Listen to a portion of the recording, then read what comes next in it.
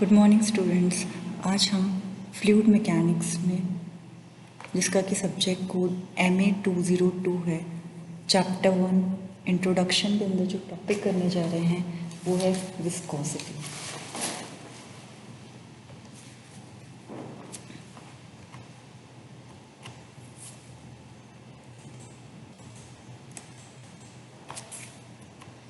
Viscosity viscosity जिसे शयनता भी बोलते हैं। Viscosity is defined as the property of the fluid which offers resistance to the movement of one layer of fluid over another adjacent layer of fluid।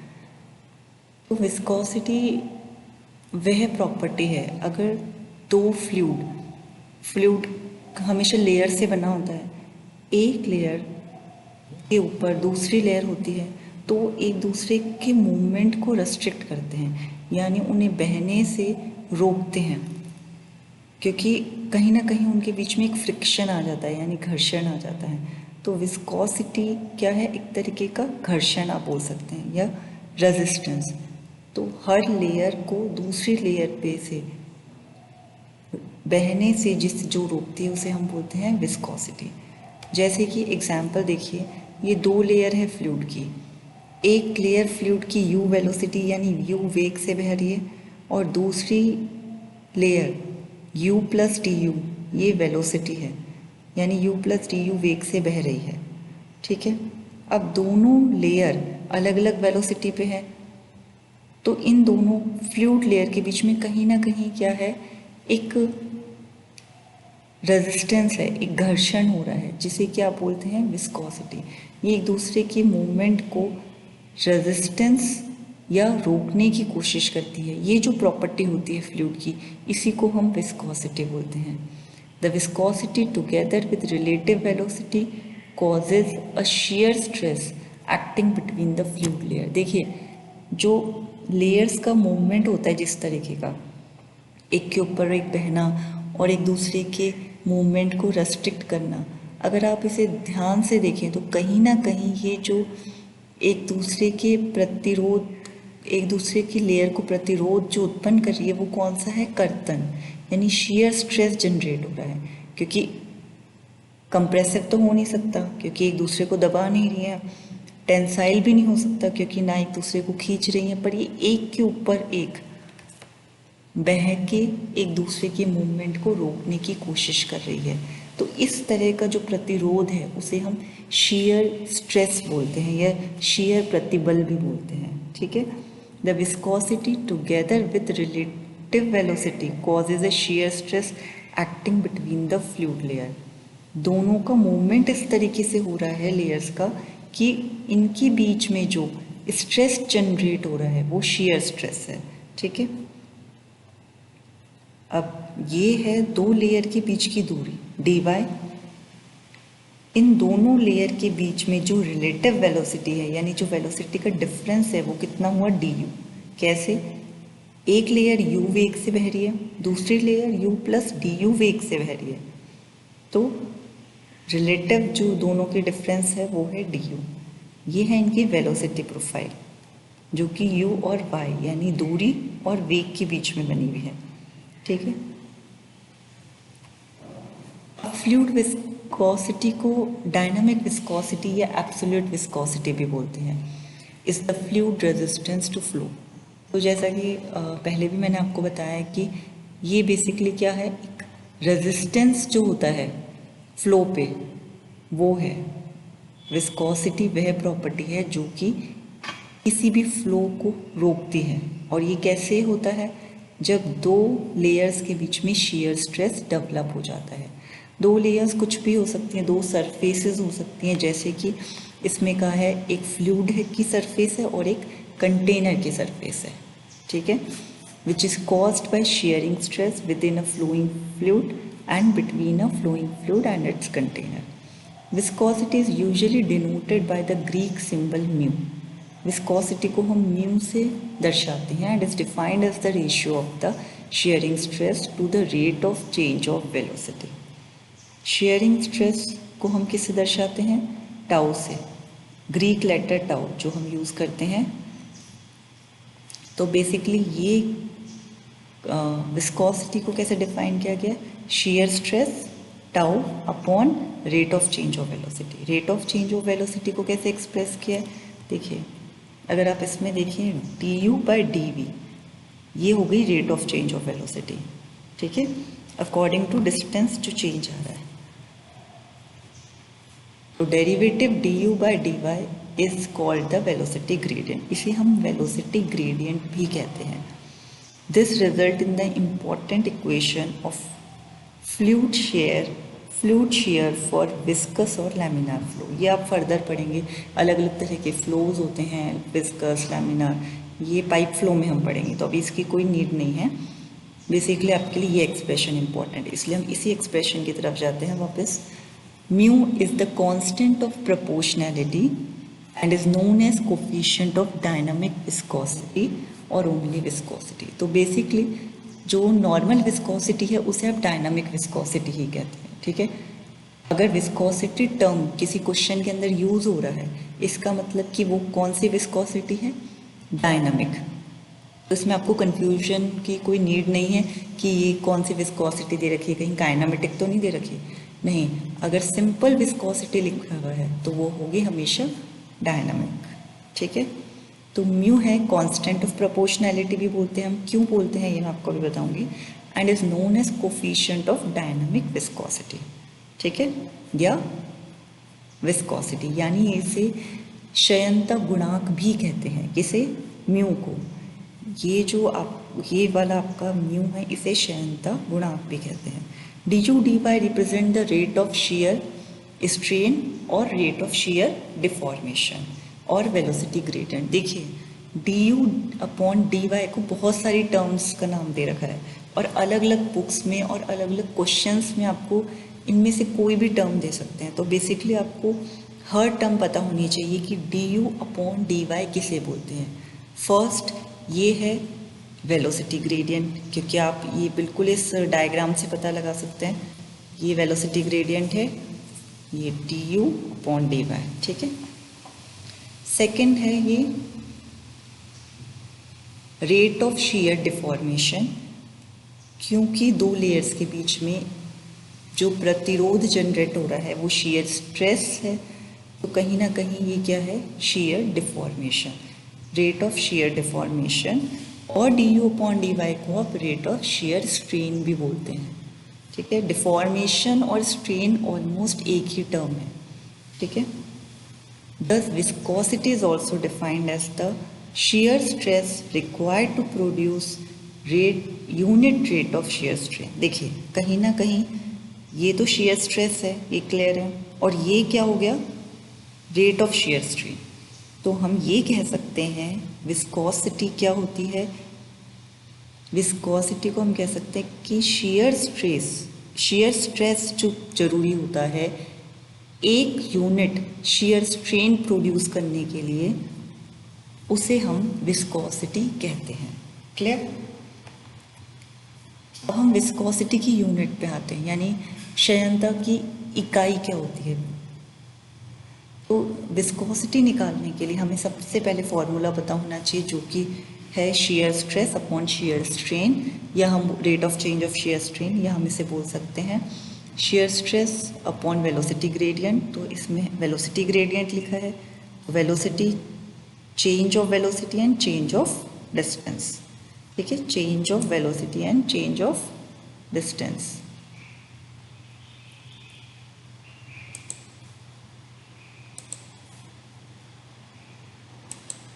तो change of shear stress होता है, यानी प्रतिबल होता है आपका फोर्स अपॉन एरिया। तो ये फोर्स अपॉन एरिया हो गया आपका। अब वेलोसिटी होती है आपकी लेंथ अपॉन टाइम, और multiply by distance 1 upon length, मतलब डिस्टेंस की यहाँ लेंथ लिख रखा है, बस कोई चेंज नहीं किया है। एरिया को आप लेंथ स्क्वायर लिख सकते हैं, जो कि ये लिख दिया है यहाँ पे। अब लेंथ से length cancel out, 1 upon time बचा नीचे, और ऊपर फोर्स अपॉन लेंथ स्क्वायर, यानी आप इसको इस तरीके से लिख सकते हैं, लेंथ स्क्वायर को नीचे लाएंगे आप और टाइम को ऊपर ले जाएंगे। तो बेसिकली मेरे पास क्या आया? फोर्स की यूनिट होती है न्यूटन, टाइम की सेकेंड, और लेंथ की मीटर स्क्वायर, ठीक है।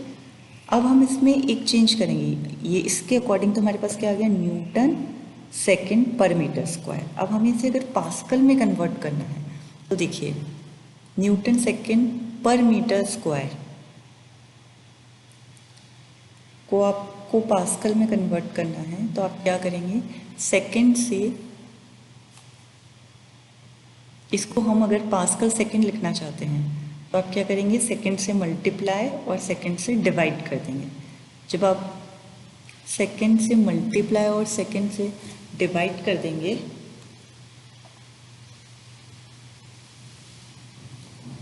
तो आपके पास आ जाएगा पास्कल सेकंड, ठीक है। और इसे आप किलोग्राम पर मीटर सेकंड भी लिख सकते हैं, ओके। तो ये एसआई सिस्टम के अंदर यूनिट्स हैं डायनामिक विस्कोसिटी की। अब डायनामिक विस्कोसिटी को आप मैट्रिक सीजीएस सिस्टम में भी यूज़ कर सकते हैं। मैट्रिक सीजीएस सिस्टम में किस तरीके से यूज़ करेंगे, देखिए, सीजीएस सिस्टम में यूज़ करते ही क्या क्या आ जाएगा आपके पास, सीजीएस सिस्टम में यूज़ करते ही आपके पास आ जाएगा सेंटीमीटर और ये सब। तो यहाँ पर जो मैं आपको एक चीज़ बताना चाह रही थी वो ये थी कि Newton second per metre square तो हमने यहाँ से यूनिट निकाल ली। देखिए, यहाँ से हमने क्या निकाला है, Newton second per metre square.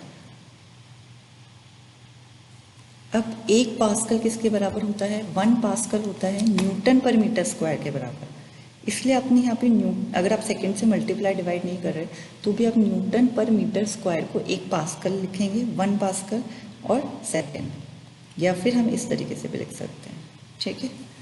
Dynamic viscosity को अगर आपको सीजीएस सिस्टम में करना है तो देखिए, यहाँ पे फोर्स है तो न्यूटन की जगह क्या आ जाएगा, डाइन सेकेंड पर सेंटीमीटर स्क्वायर, इस तरीके से कुछ आएगा। देखिए, न्यूटन को मैंने रिप्लेस कर दिया डाइन से, सेकेंड एज इट इज रहेगा और मीटर स्क्वायर की जगह सेंटीमीटर स्क्वायर आ जाएगा। अब ये बराबर होता है, यानी 1 सेकेंड पर सेंटीमीटर स्क्वायर किसके बराबर होता है, 1 पॉइस के, या हम इसे और लिख सकते हैं 1 ग्राम पर सेंटीमीटर सेकेंड, ठीक है। तो ये आपका हो गया 1 पॉइस। अब अगर 1 पॉइस और पास्कल सेकंड के बीच में रिलेशन चाहिए तो आप बहुत इजीली देख सकते हैं, 1 poise is equal to 1/10 pascal second या 1/10 newton second per metre square. कैसे किया हमने ये कन्वर्ट, आप 1 मीटर की जगह 100 सेंटीमीटर लिख सकते हैं और इसे कन्वर्ट कर लेंगे। For practical use, the poise is normally too large and the unit is therefore divided by 100 into smaller unit centipoise।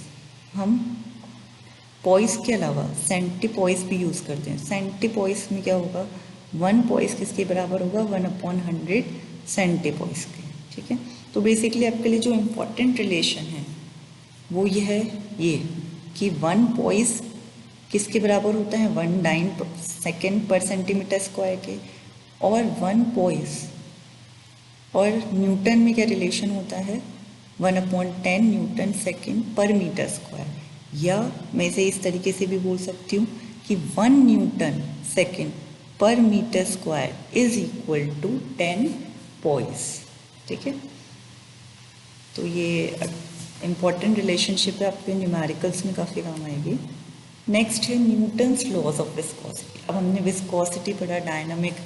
अब कई बार कंफ्यूजन होता है कि what is Newton's laws of viscosity. देखिए, न्यूटन्स लॉज ऑफ विस्कोसिटी में सिर्फ एक ही clause है जो बहुत इम्पॉर्टेंट है कि shear stress is directly proportional to velocity gradient, यानी shear stress कर्तन प्रतिबल समानुपाती होता है या फिर डायरेक्टली प्रोपोर्शनल होता है वेलोसिटी ग्रेडियंट के। इस तरीके से देखिए, दिस इज shear stress, ये डायरेक्टली प्रोपोर्शनल है वेलोसिटी ग्रेडियंट के। अब अगर आप ये डायरेक्टली प्रोपोर्शनल का साइन रिमूव करेंगे, हटाएंगे, तो क्या होगा, एक कांस्टेंट लगेगा और वो कांस्टेंट आपका क्या होगा, म्यू। तो इसे हम न्यूटन लॉ ऑफ विस्कोसिटी भी बोलते हैं। ठीक है, इस लॉ को क्या बोलते हैं हम? Newton law of viscosity. क्या होता है जिसमें ये शेयर स्ट्रेस डायरेक्टली प्रोपोर्शनल होता है वेलोसिटी ग्रेडियंट के, उसे हम न्यूटन्स लॉज ऑफ विस्कोसिटी भी बोलते हैं। तो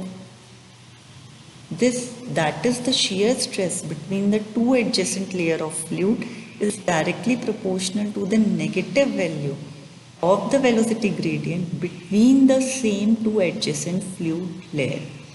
है विस्कोसिटी की डेफिनेशन कि दो लेयर्स के बीच में जो वेलोसिटी ग्रेडियंट बन रहा है, तो शेयर स्ट्रेस उनके डायरेक्टली प्रोपोर्शनल है। देखिए, डायरेक्टली प्रोपोर्शनल होना अलग चीज़ होती है और प्रोपोर्शनल होना अलग चीज़ होती है। क्योंकि अगर कोई चीज़ प्रोपोर्शनल है तो आपका ग्राफ कुछ अलग जा सकता है, अगर डायरेक्टली है तो आपको एक स्ट्रेट लाइन टाइप मिलेगी। ठीक है, तो ये प्रोपोर्शनैलिटी में डिफरेंस होता है।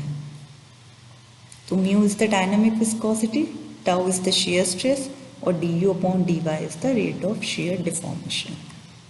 तो ये आपका न्यूटन लॉ ऑफ विस्कोसिटी हो गया। न्यूटन लॉ ऑफ विस्कोसिटी बहुत इंपॉर्टेंट है, न्यूमेरिकल्स में बहुत यूज़ होगा आपके, और मोस्टली इस पे क्वेश्चंस भी बहुत आते हैं एग्जाम्स में। तो और बहुत इजी है, बस इसमें ये है कि ये डायरेक्टली प्रोपोर्शनल होता है।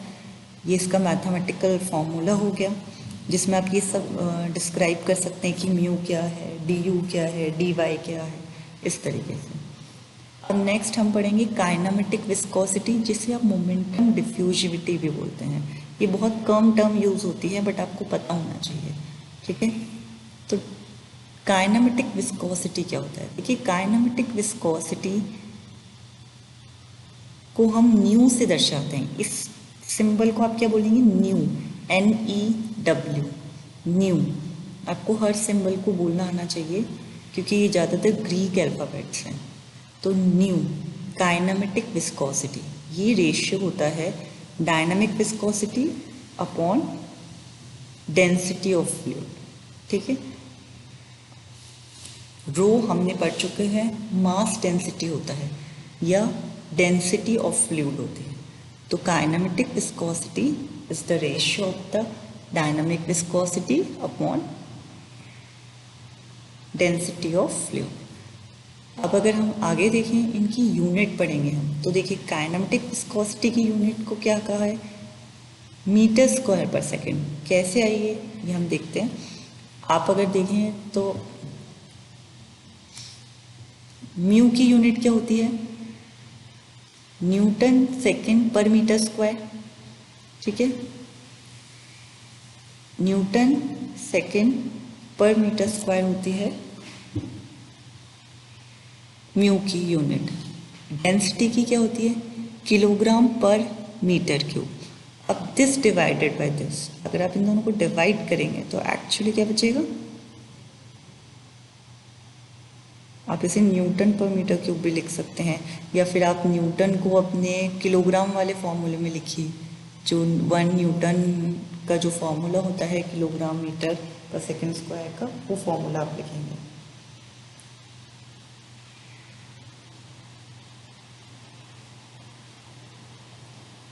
तो आपका ये आ जाएगा मीटर स्क्वायर पर सेकेंड। ठीक है, अब जो SI सिस्टम होता है, यानी कि जैसे कि हमने पॉइस पढ़ा, डायनामिक विस्कोसिटी है वो पॉइस से रिलेटेड होती है। ओके, और ये काइनेमेटिक विस्कोसिटी किससे रिलेटेड होती है? काइनेमेटिक विस्कोसिटी रिलेटेड होती है स्ट्रोक से। तो देखिए, इसमें 1 स्ट्रोक, मीटर स्क्वायर पर सेकंड को हम क्या बोलते हैं? 1 stroke.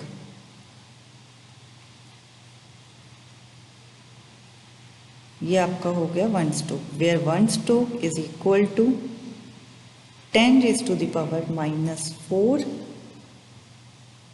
Metre square per second. ठीक है, तो ये आपका आ गया 1 स्ट्रोक की कन्वर्जन दे रखे हैं, ये आपको थोड़े याद ही करने पड़ेंगे। और 1 स्टोक को 100 सेंटी स्टोक भी लिख सकते हैं। ये तो आप मीटर और सेंटीमीटर वाला कन्वर्जन है। और 1 मीटर स्क्वायर पर सेकेंड फिर कितने सेंटी स्टोक के बराबर हो गया? 10⁻⁶। और वैसे 10⁻⁻4 मीटर स्क्वायर पर सेकेंड।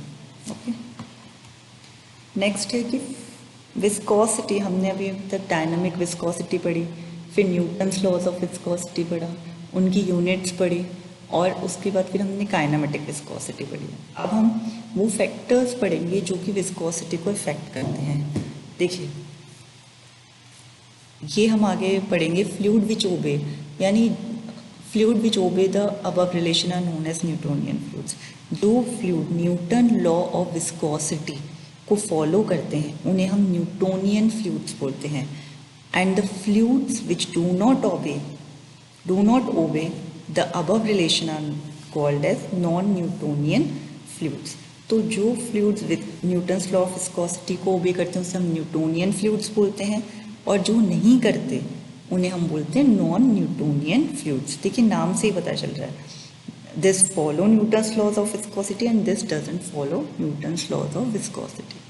अब वेरिएशन कैसे होता है विस्कोसिटी का टेम्परेचर के साथ? देखिए, टेम्परेचर अफेक्ट द विस्कोसिटी। कैसे? The viscosity of liquids decreases with the increase of temperature, while the viscosity of gases increases with increase of temperature. This is due to the reason that the viscous forces in a fluid are due to cohesive forces and molecular momentum transfer. तो liquid पे जो effect पड़ता है वो ये पड़ता है कि अगर हम टेम्परेचर इंक्रीज करेंगे तो जो विस्कोसिटी होगी लिक्विड की वो क्या होगी? डिक्रीज होगी। ओके, विस्कोसिटी लिक्विड की डिक्रीज होगी। और गैसेस के केस में अगर आप टेम्परेचर इंक्रीज करेंगे तो विस्कोसिटी इंक्रीज होगी। तो बेसिकली ये कहा गया है कि ये है कोहेसिव फोर्सेस के कारण। देखिए, कोहेसिव फोर्सेस होते हैं जब जो अणु होते हैं वो एक दूसरे को अट्रैक्ट करते हैं, यानी जो एक दूसरे को अट्रैक्ट करते हैं तो कोहेसिव फोर्स बनता है। ठीक है, और फिर क्या करते हैं, जब एक दूसरे को अट्रैक्ट करेंगे तो उसके अंदर क्या होगा? मोमेंटम ट्रांसफर होगा। तो लिक्विड के अंदर क्या होता है? In liquids the cohesive forces predominates the molecular momentum transfer due to closely packed molecules, and with the increase in temperature the cohesive forces decreases with the result of decreasing viscosity. तो बहुत simple है, अगर आप temperature increase करेंगे तो basically क्या होगा? जो मॉलिक्यूल्स हैं जो उनके बीच में कोहेसिव, क्योंकि लिक्विड में मॉलिक्यूल्स क्लोजली पैक होते हैं एज कंपेयर टू गैसेस, तो उनके बीच में अट्रैक्शन बढ़ जाएगा, अट्रैक्शन बढ़ेगा, मोमेंटम बढ़ जाएगा, इसके कारण विस्कोसिटी डिक्रीज हो जाएगी। यानी गाढ़ापन जो होता है, विस्कोसिटी को एक तरीके से आप गाढ़ापन भी बोलते हैं, वो कम हो जाएगा। पर गैसेस के केस में क्या होता है? But in the case of gases the cohesive forces are small, मतलब जो मॉलिक्यूल्स होते हैं, जो एटम होते हैं, वो एक दूसरे को बहुत कम अट्रैक्ट करते हैं। तो molecular momentum transfer predominate with the increase in temperature. क्या होता है? Molecular momentum transfer increases and hence viscosity increases. तो the relation between viscosity and temperature for liquids and gases, तो ये रिलेशन इतना इम्पॉर्टेंट नहीं है, बट हमें ये पता होना चाहिए कि विद द टेम्परेचर का क्या इफेक्ट होता है विस्कोसिटी पे, लिक्विड के केसेस में और गैसेस के केस में। तो लिक्विड के केसेस में विस्कोसिटी डिक्रीज होती है with increase in temperature, but in case of gases viscosity increase होती है विद इंक्रीज इन टेम्परेचर। ठीक है, इसके 3 रीजंस हैं। इसमें कोहेसिव फोर्स यानी मॉलिक्यूल्स और एटम्स के बीच का जो फोर्स होता है वो डोमिनेट करता है। इसमें मॉलिक्यूलर मोमेंटम ट्रांसफर डोमिनेट करता है। लिक्विड में ये क्लोजली पैक होते हैं, गैस में लिक्विड के कंपेयर में लूज पैक होते हैं। ओके, नेक्स्ट है टाइप्स ऑफ फ्लूइड्स। देखिए फ्लूइड्स 4 टाइप्स यहाँ पे हम पढ़ेंगे। आइडल फ्लूइड्स क्या होता है? Fluid which is incompressible and is having no viscosity is known as ideal fluid. Ideal fluid is the only an imaginary fluid as all the fluids which exist have some viscosity. देखिए ideal fluid theoretical है, मतलब basically ideal fluid practically available नहीं होता, क्योंकि ideal fluids की जो definition है उसमें आप देखेंगे, एक तो ये इनकम्प्रेसिबल है यानी कंप्रेस नहीं होता। सेकेंड, इसकी विस्कोसिटी नहीं है, मीन्स इसकी विस्कोसिटी ज़ीरो होती है, जो कि प्रैक्टिकली पॉसिबल नहीं है। क्योंकि अगर कोई फ्लूइड है और वो बह रहा है, फ्लूइड वही होता है जो बहता है, अब वो किसी लेयर में बहेगा या लेयर्स में ही बहते हैं मोस्टली, बस लेयर्स डिपेंड करती है कैसी है, टर्बुलेंट है, लैमिनार है। तो जब लेयर्स में बहेंगे तो उनके बीच में घर्षण होगा यानी विस्कोसिटी होगी। ठीक है, तो ये पॉसिबल ही नहीं है कि ज़ीरो विस्कोसिटी का कोई फ्लूइड हो। बट आइडल फ्लूइड में 2 कंडीशन है, एक तो ये इनकम्प्रेसिबल है और दूसरा इसकी विस्कोसिटी ज़ीरो है, which is theoretical available but practically this is not possible. Real fluids. A fluid which possesses viscosity is known as real fluid. All the fluids in actual practice are real fluids. देखिए real fluids वो होते हैं जिनकी viscosity होती है, okay, उन्हें हम real fluid बोलते हैं।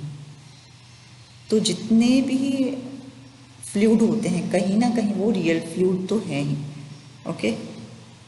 Newtonian fluid, a real fluid in which the shear stress is directly proportional to the rate of shear strain is known as Newtonian fluid.